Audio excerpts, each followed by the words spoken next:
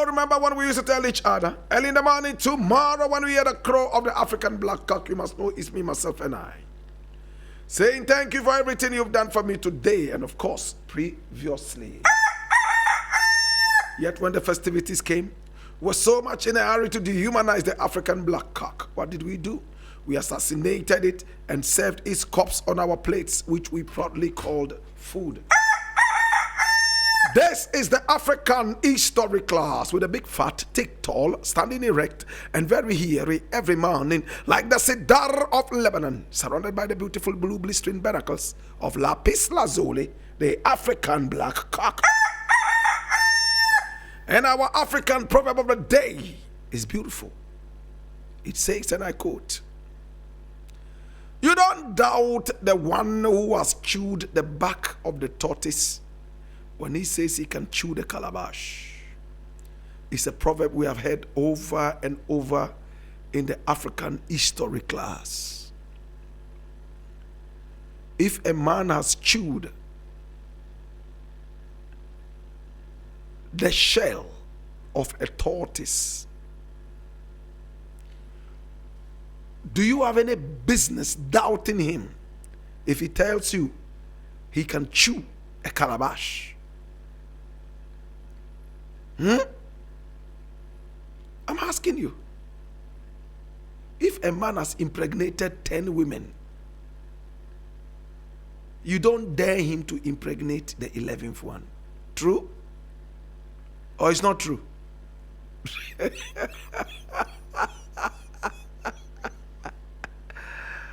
My brother, my sister, think about it deeply. If a man has chewed the shell of a tortoise, in Nigeria they say tortoise. Correct pronunciation, tortoise. It's not tortoise. Please. Tortoise. That is the tortoise. It's a tortoise, not a tortoise. Now the back or the shell of this beautiful animal is hard. In fact, it's harder than the skull of the human being. Hey, a whole building can fall on this, and the building will break apart and this thing will walk, depending on whether its head is out there or inside. You know, there's a hole that accommodates the head. The head can go in there and can also come out. Hallelujah. My brother, my sister, this is the tortoise. It's so hard. The calabash is this one here. Oh, calabash. Wind can even blow it and it will hit a wall and break. Wind cannot blow the tortoise unless it's a demonic wind. Hallelujah. So if you chew the shell of a tortoise, a calabash is mincemeat. You don't ask somebody who has just finished the university and dare him to go and sit in kindergarten. Dare him to go there and pass. Does it make sense to you? You finish university. It means you've gone through the kindergarten several years ago. And all of a sudden you are asked to go there and pass. That's a joke, isn't it? That's what we're looking at. My brother, my sister, what this proverb is saying is very simple. By their fruits they shall be known. By their track record they shall be known. My brother, my sister, it is what it is. Think about it. Now there's a Hausa proverb that gives a lot of credence and flesh to this. It says that if a man married to 2 women has not been able to impregnate either of them, he does not deserve a 3rd wife. It's a Hausa proverb, right? And we've used it several times on this show. So if my producer Asoriba decides to marry Dina and also marries Ewenam. And for 3-4 years, he's not been able to impregnate the little one, Ewenam, let alone the big one, Dinah, though he has been firing. According to him, maybe he's firing with his mouth. Some people fire with their mouth, you know. Hey, me dear, hey, me ya dear papa, hey, me boy Juma. Meanwhile, it's the mouth. Now, no. Yet where the action is supposed to be now, zero. Then Asoriba comes again and says he wants to marry Lois in addition. You want to marry Lois? Why? Because you like what you are seeing? And his excuse is that, oh, you know what? When she gives birth, our children will have enough milk to drink. What do you mean? Have you tried the other two and they didn't have milk? If you are looking at people's chests and deciding whether there will be milk there or not, and you claim Ewenam has no milk, and Dinah, the milk will not be enough, and you are going for the milk ocean.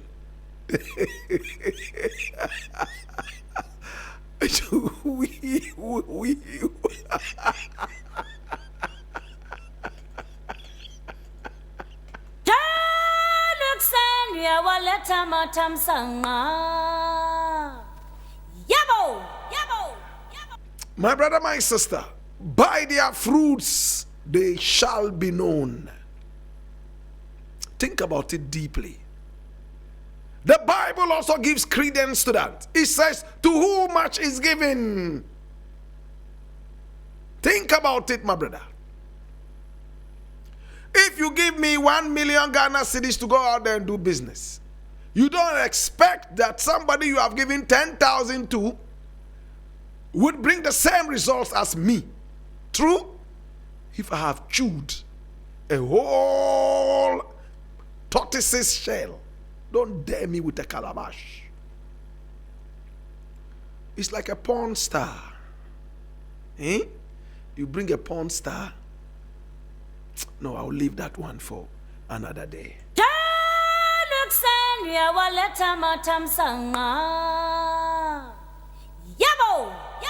Ladies and gentlemen, this is Papa J, and I'm a regular student of the African history class. I love the African proverbs. Yeah, this is Jack Coffee While we're listening to Blakk Rasta African history class. We also students here, and we like it. Yeah, more African stories, African history. You see? The African history class. In fact, Blakk Rasta has brought something new, and this is where we are all listening to our own history. Ghana Bakwasem, Bibi Mai Bakwasem, Black Nyamisha. Otororo mono African history class Otororo mono African history class Blakk Rasta grono.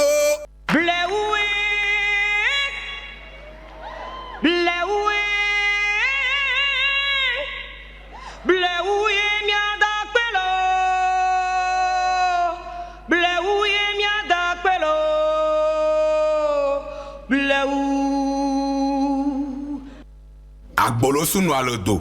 Agbolosu kete kretu padan panya to makazo ogbogedege so wonu mamo keke le vada levo. Agbolosu chakrisu ebe no gumofali keke tomodo akponu yedokonu agbegbe ahove edamela chianko achakonu logosiam odubu buyebu esuje hwanu tom nyina wewu kotokolo wuto afapora wula mowo noma omiavedu tete milete tutele kaba mevo pompo ebe no zimojade kazumado abonu kredo agbatre o agbolosu no alodo. Blakk Rasta moyo zo do ma odomo melekemeto wagabo wono to fefea.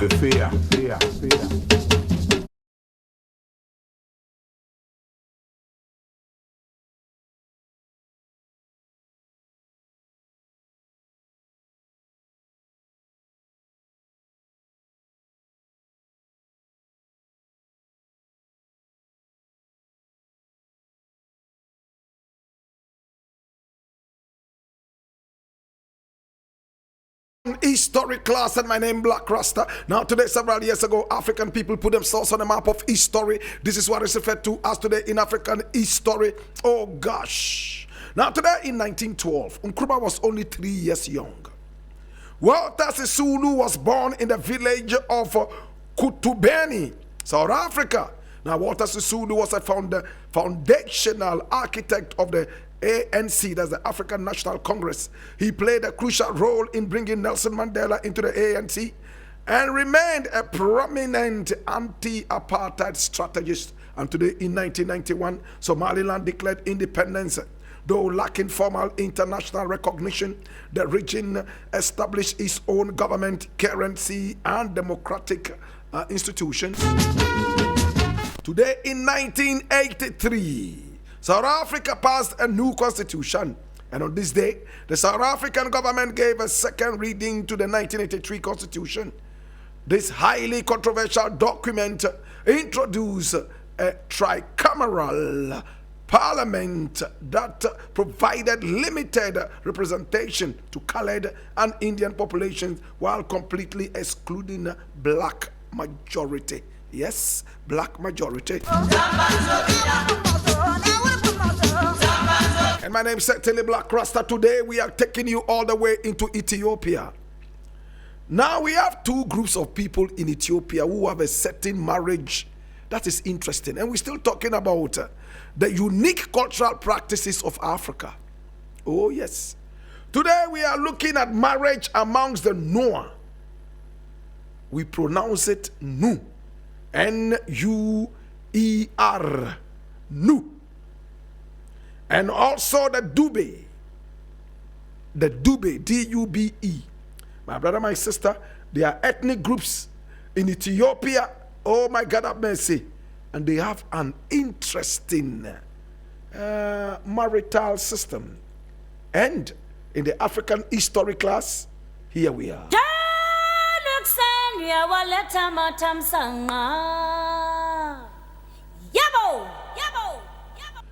Now, amongst the Dube and the Nu people, this is how marriage is contracted. The groom or the man provides a substantial bride price. He gives between 20 and 40 cattle. Listen attentively. Before a man can marry in Ethiopia, amongst the Nu and the Dube, you must be able to provide between 20 and 40 cattle. Baby cows or calves are not included. The more you provide, between 20 and 40, the higher the respect for the marriage. Now, after that, the marriage is not complete yet. It is only an opportunity to start the marriage. The woman is released to you so that you can legally stay together as man and woman, not husband and wife. Now you can do everything a man does with his wife. She can cook for you, take care of the house, go to the farm with you. She can also sleep with you. And in this society, in fact, all forms of sex positions are not allowed except missionary style. Can I explain this better? In this society, amongst the Nu and the Dube, they see it as demonic for a woman to ride a man. They see it as demonic. Any other Kama Sutra positions except missionary. And you know what missionary is, don't you? When a man is on top of a woman. Hallelujah. Doggy style is demonic, is not allowed. Wheelbarrow is not allowed. Woman on top is demonic. Let alone fellatio. My brother, my sister, when the woman goes out to tell the family that you have engaged her in any of these abhorrent and horrible positions, the marriage is dissolved immediately. My brother, if fellatio, you know what fellatio is? Conlingus in Kama Sutra. Amongst the Dutch of Holland, they call it sokkediki. Hallelujah. It's not allowed. If the woman goes out to say that you engage there in any of this, the marriage is dead and buried. Now, this is the most interesting part of this culture.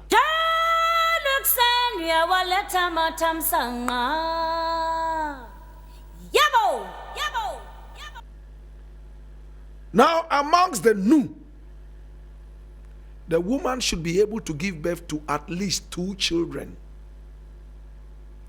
before the marriage is complete. If the woman gets pregnant and gives birth, they would wait for her to get pregnant again and give birth to a second child before there would be the marriage ceremony. That is when it will be said that you are married. Whilst you are together, the woman is supposed to be faithful to you. You are supposed to be faithful to the woman. If after a year the woman is not pregnant, the woman is the one to answer, not the man. That is when the woman can bring a lot of accusations to bear on the man. Oh, he's been engaging me in horrible sexual whatever positions, or he's impotent, or he's not able to perform, or